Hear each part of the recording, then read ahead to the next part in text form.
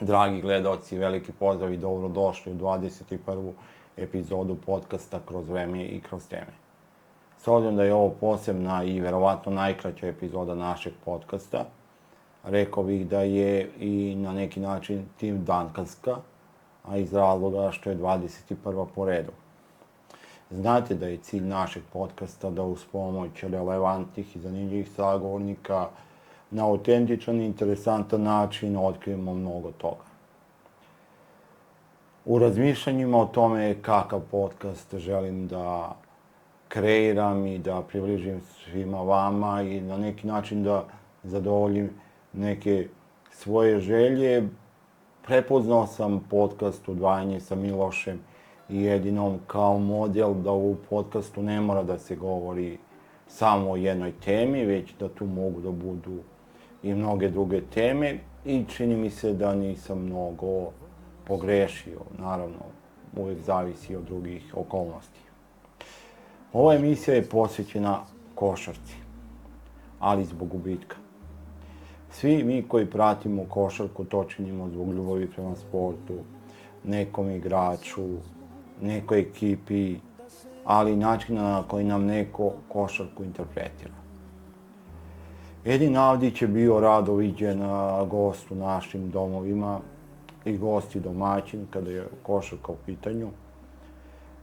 I njegov prerani odlazak je pre svega najveći gubitak za njegovu porodicu, zatim košarku, ali i za sve poštovaoce njegovog rada. Edina nisam lično upoznao, mada smo imali načelni dogovor da bude sagovornik u našem podcastu.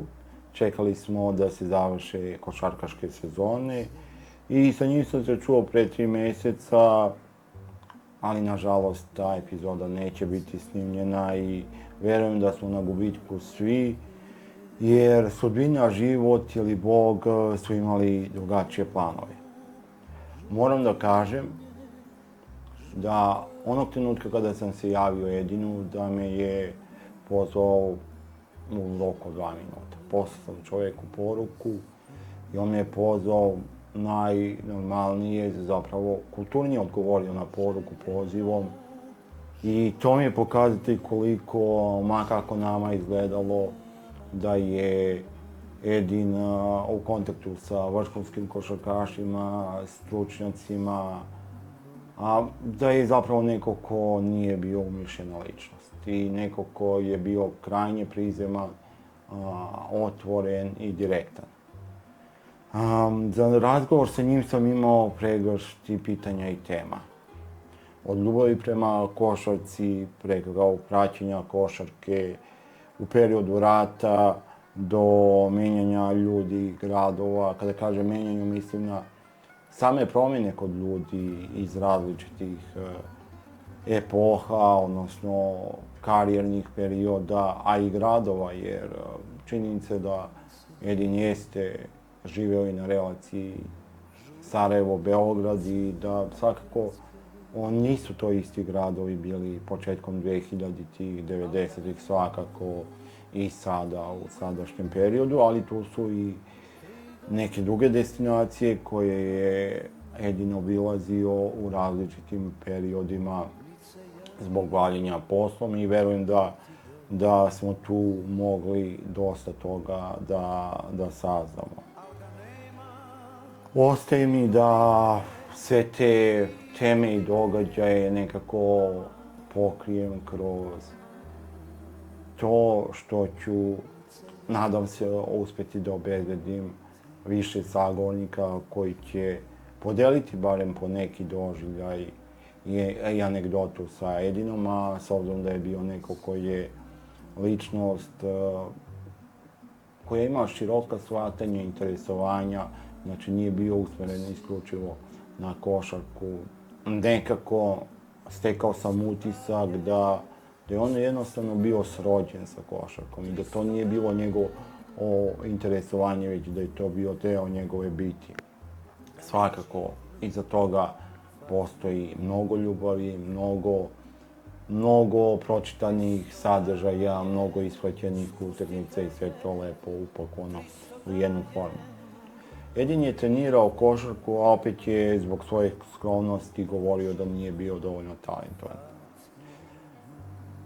Ako imamo na umu ko je sve igrao u Bosni, Partizanu i Zvezdi u proteklih 20-ak i više godina, a i deo stranaca koji su igrali za dobar novac, verovatno da je Edin bio talentovaniji od barem desetine njih. Opet, na pitanje zbog čega se ne bavi trenerskim poslom, bio je više nego iskren i rekao je da tu ima mnogo priprema, treninga i utakmica. Ja zapravo verujem da je bio svestan da ne bi mogao da istrpi sve te nepravde koje su oko svakog vrhunskog sporta. Uostalom, šta reći o čoveku koji je znao da pusti suzu i dok je gledao crtani film, odnosno umiranje crtanog junaka. Jednostavno, taj nivo emocija je teško dostići. Mnogi će pokušati da kopiraju Edina, ali onu energiju koju je on unosio u komentarisanju i emociju koju je davao svojim komentarisanjem, teško da će isko uspjeti da ponovi. Košarku pratim skoro 40 godina i na našim prostorima nije bilo tako autentičnog komentatora. Ostaće upamćeno košarkaško značenje reči koje je Edin uveo u košarku, kao kap, kamenjanje, tankosava, pomračenje mozga i još nekoliko termina koje je znao da upotrebi češće ili sporije. Edina smo počeli da gubimo pre nekog perioda, prvo na derbijima, a zatim i na utakmicama Eurolige i NBA-a.